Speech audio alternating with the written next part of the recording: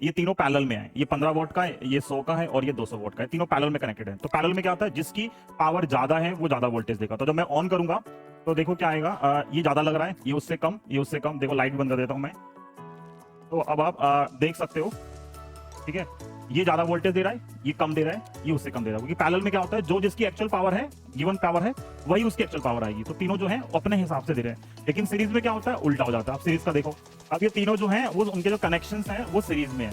तो ये कम वाला था, ये उससे ज्यादा, ये उससे ज्यादा। देखो सीरीज में क्या था, जिसकी रेटेड पावर ज्यादा है वो एक्चुअल पावर क्या देता है, कम देता है। तो अगर वो एक्चुअल पावर कम देगा तो उसका मतलब क्या हो गया यहाँ पे, अब जब मैं ऑन करूंगा तो देखो क्या होगा, सिर्फ एक दिख रहा है, ये उससे कम है और ये उससे कम है, तो लगी लगी जल रहा है। अगर मैं और पास लाके दिखाऊं, देखो इसकी जो फिलामेंट है वो गर्म तो हो रही है, रेड हो रही है धीरे धीरे, लेकिन जल नहीं रही। क्यों? क्योंकि इसकी गिवन जो रेटेड पावर थी वो ज्यादा है, तो जो इसकी एक्चुअल पावर आएगी वो कम आएगी।